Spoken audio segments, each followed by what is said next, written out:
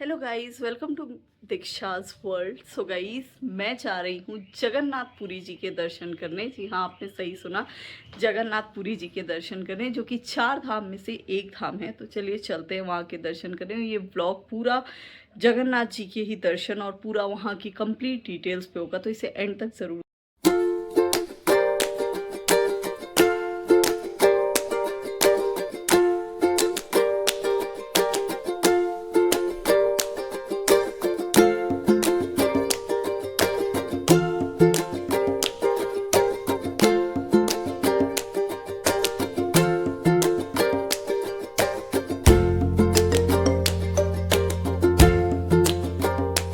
Train आ चुकी है। So guys, मेरा सफ़र शुरू होता है दिल्ली से भुवनेश्वर तक, जिसके लिए ट्रेन ने मुझे 24 घंटे का टाइम लगाया था उसे छोड़ने में, बट 1-2 घंटे लेट हो गई थी।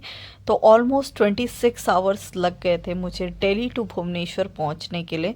ये दुरंतो एक्सप्रेस है, सो ये ऑलरेडी काफ़ी स्पीडी वाली ट्रेन है। उसने भी इतना टाइम लिया, तो 24 to 25 आवर्स कहीं नहीं गए हैं अगर आप ट्रेन जर्नी कर रहे हो। तो मैंने आते वक्त फ़्लाइट ली थी, तो उसमें मुझे 2 to 3 आवर्स लगे थे। तो ये काफ़ी फ्लक्चुएटिंग है। आप अपने हिसाब से आप जो भी आपको रास्ता लेना हो आप ले सकते हैं, या तो आप ट्रेन से जा सकते हैं या फिर आप फ्लाइट से जा सकते हैं। बट डिफरेंस यहाँ पे बस इतना है कि आपको भुवनेश्वर से ट्रैवल करके पूरी जाना ही पड़ेगा। वो 40 to 45 किलोमीटर्स है।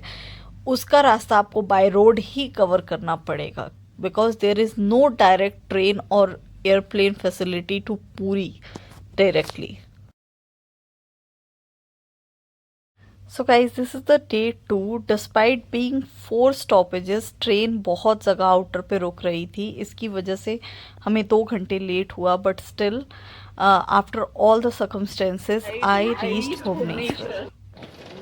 सो गाइस, भुवनेश्वर पहुंचते ही सबसे पहले हम होटल में गए, और जितनी भी बिहाइंड द सीन चीज़ें हैं उसके लिए मैं अलग से ब्लॉग मैं बनाऊंगी, तो वो भी जल्दी ही इसके बाद ही आने वाला है, तो आप उसे जाके ज़रूर देखिएगा। यहाँ पे मैं आपको पूरा ट्रिप दिखा रही हूँ जो हम जगन्नाथ जी के यहाँ गए थे। तो गाइज़, अभी हम होटल जा रहे हैं। मेरा होटल ज़्यादा दूर नहीं था भुवनेश्वर स्टेशन से, तो हम पहले वहाँ पहुँचने वाले थे, और उसके बाद हम फ्रेशन अप होके, क्योंकि ट्रेन जर्नी मैंने की थी, तो उसके बाद हम फ्रेशन अप होके ही जाने वाले थे जगन्नाथ जी के दर्शन करने। उस टाइम पे मोदी जी की रैली भी थी, तो इस वजह से थोड़ा सा क्राउड मतलब हो गई थी। इस वजह से बिल्कुल ही सिटी में आपको क्राउड नहीं दिख रहा है। और ये वहाँ का लोकल राम मंदिर है, जो हमारे होटल के बहुत ही पास था। तो यहाँ से जाते हुए मैंने इसको प्रॉपर शूट किया है। तो इसके पास, इससे वॉकिंग डिस्टेंस ही हमारा होटल था।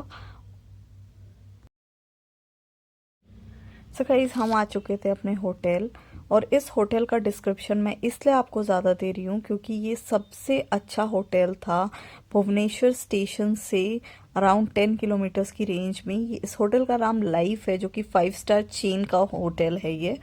तो आप इसे भी एक्सप्लोर कर सकते हैं, क्योंकि मुझे तो इसकी सर्विसेज बहुत ज़्यादा अच्छी लगी। Accommodation, services, all the things. हाँ, थोड़ा एक्सपेंसिव है, but still I love it.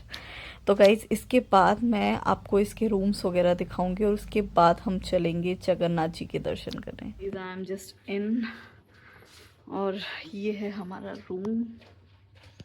My God, कितनी एंशियंट कल्चर की पिक्चर्स दी हुई हैं, और इसी के साथ हमारे लगेजेस और रूम। कितना प्यारा कोजी सा रूम है guys.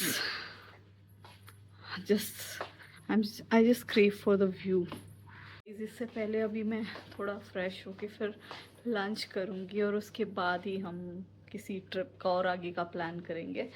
So it's better to have lunch first, क्योंकि काफ़ी लंबी जर्नी करके मैं आई हूँ। ऑलमोस्ट 24 आवर्स की जर्नी करी है। 24 क्या, 26 हो गया है। 2 घंटे हमारी ट्रेन लेट थी। So let's go. मैं तैयार हो चुकी हूँ जगन्नाथ जी जाने के लिए, और बहुत ही रैपिड वे में तैयार हुई हूँ। तो चलिए चलते हैं जगन्नाथ जी से।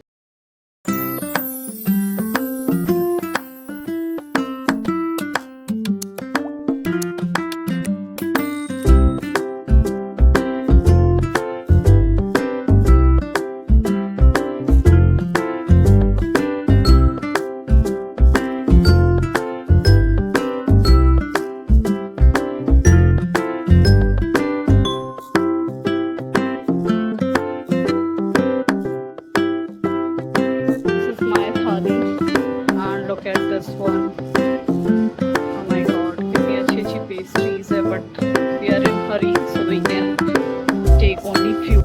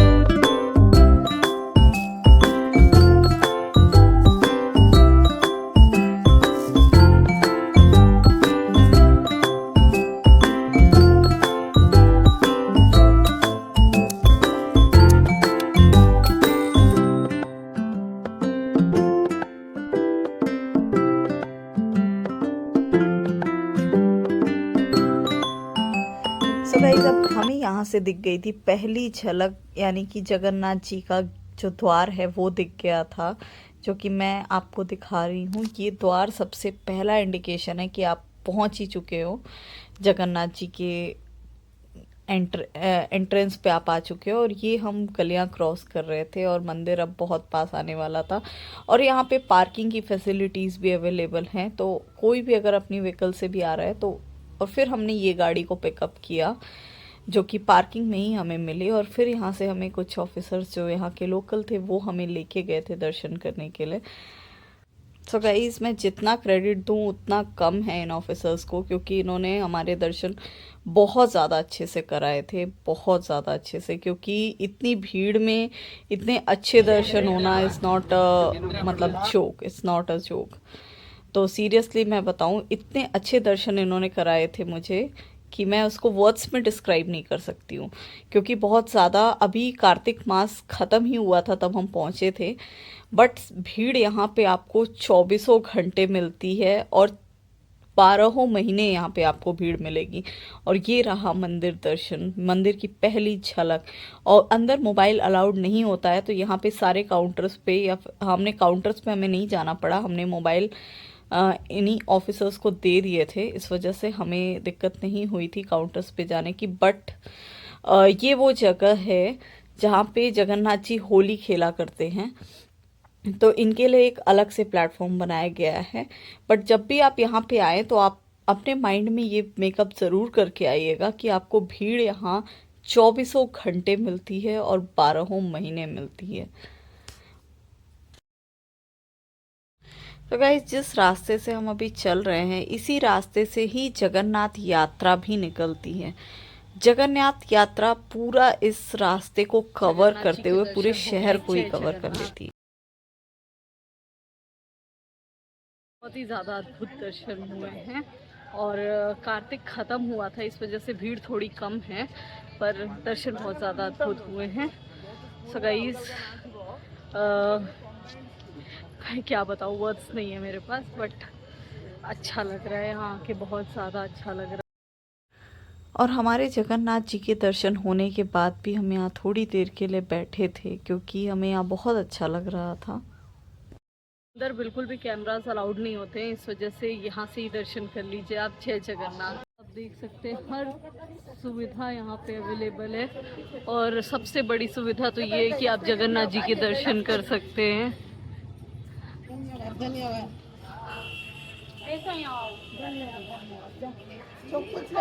और don't know how to express, but I am feeling very much blessed to be the part of this temple. Hare Krishna, Hare Krishna. तो गाइस, जब भी आप इस मंदिर के आसपास भी आप घूमेंगे तो आपको लगेगा हर दिन उत्सव की तरह लगता है यहाँ। हर दिन, क्योंकि यहाँ पे कुछ ना कुछ इवेंट्स, कुछ ना कुछ चीज़ें होती ही रहती हैं। और सबसे बड़ा इवेंट जो यहाँ का होता है वो फ्लैग होस्टिंग होता है, जो डेली बेसिस पे किया जाता है। मेरे पास मोबाइल अलाउड नहीं था, वरना मैं पूरी चीज़ों को दिखाती। और इन्हीं लोगों ने हमारे दर्शन बहुत अच्छे से करवाए, तो मैंने इन्हें भी कैप्चर किया था। और बाकी 4-5 लोग थे जिन्होंने बहुत अच्छे से दर्शन करवाए और बहुत कोऑपरेटिव थे, बहुत ज़्यादा कोऑपरेटिव। और उस फ्लैग होस्टिंग के लिए बहुत अच्छे मेरे पास मोबाइल होता तो मैं बहुत अच्छे से रिकॉर्ड कर पाती।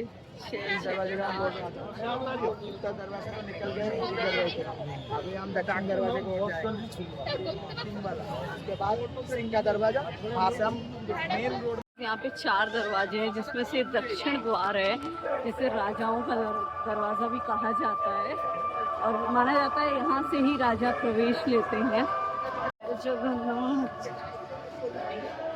और हमने जिस दरवाजे से एंटर लिया था वो का दरवाजा था। जय जगन्नाथ से लक्ष्मी जी का प्रवेश माना जाता है, यहाँ से राजा का प्रवेश माना जाता है। 4 दरवाजे हैं, चारों के अपने अपने महत्व हैं। और गाइस, रात में इस मंदिर की शोभा और ज़्यादा बढ़ जाती है लाइटनिंग की वजह से। हमने 1:30 बजे से हम निकले थे और रात हो गई थी हमें, क्योंकि भीड़ भी इतनी भी कम नहीं होती है, कार्तिक की वजह से थोड़ी सी कम थी। और जैसा मैंने कहा, यहाँ हर दिन उत्सव होता है, तो आप देख रहे हैं जैसा कि यहाँ हर दिन कुछ ना कुछ होता ही रहता है।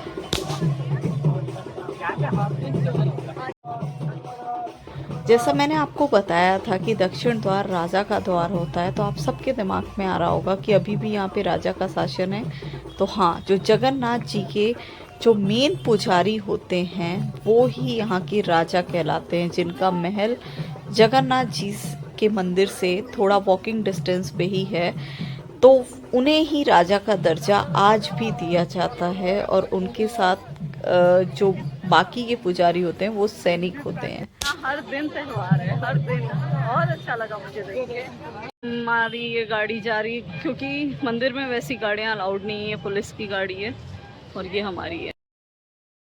सो गाइस, अब हमारे दर्शन भी हो गए थे और हम काफ़ी देर बैठ चुके थे यहाँ पे, बट जाने का मन नहीं था, पर फिर भी हमें जाना पड़ रहा था।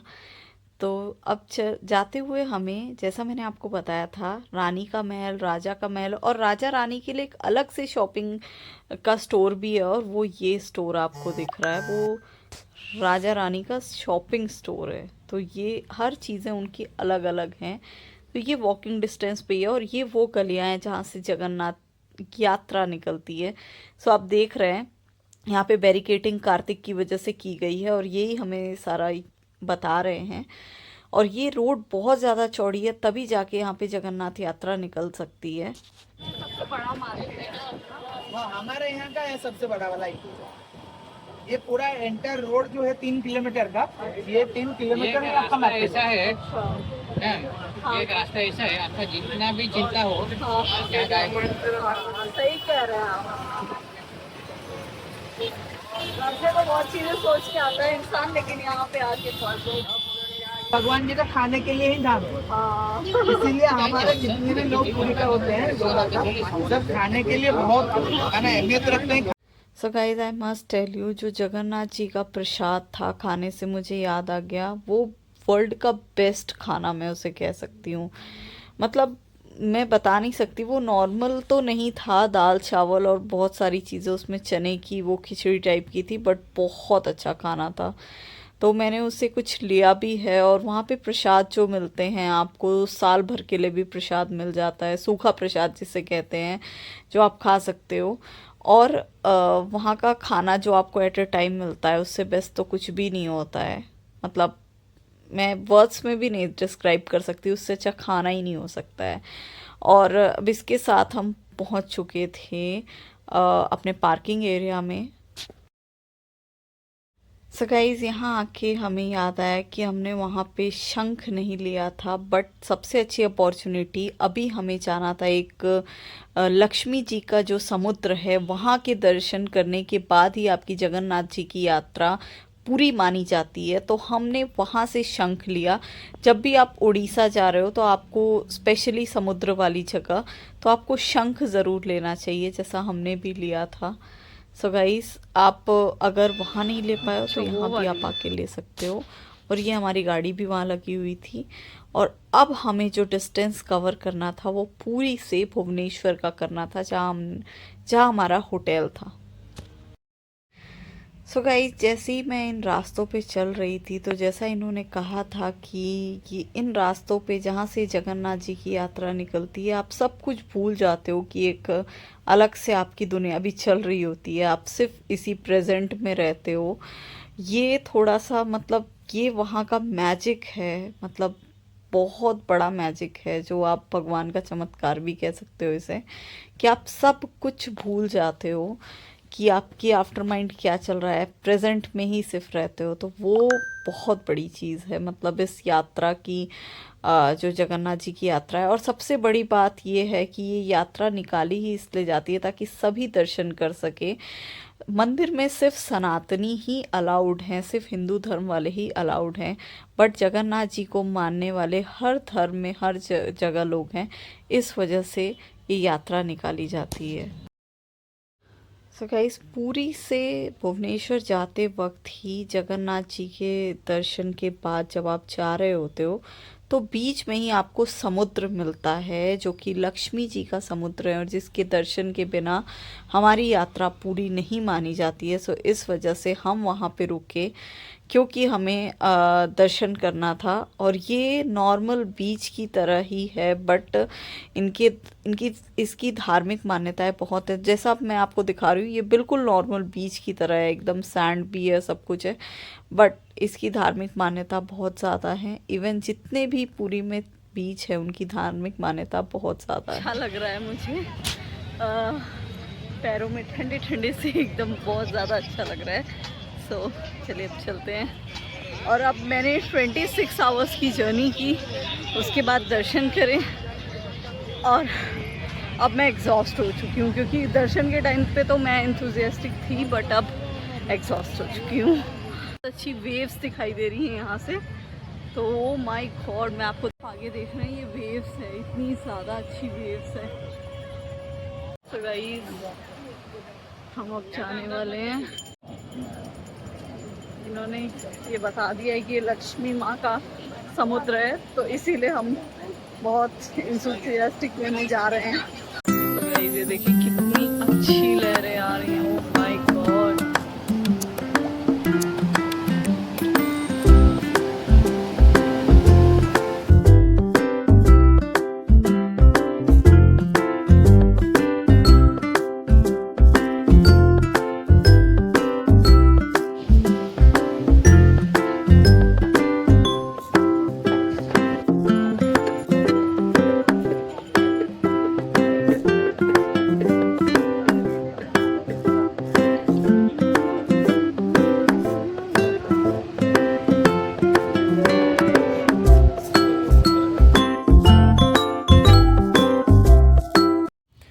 सो guys, we finally reached our hotel. और होटल में को देखते ही मुझे बस बेड दिख रहा था और सिर्फ नींद आ रही थी, क्योंकि मैं बहुत ज़्यादा एग्जॉस्ट हो चुकी थी।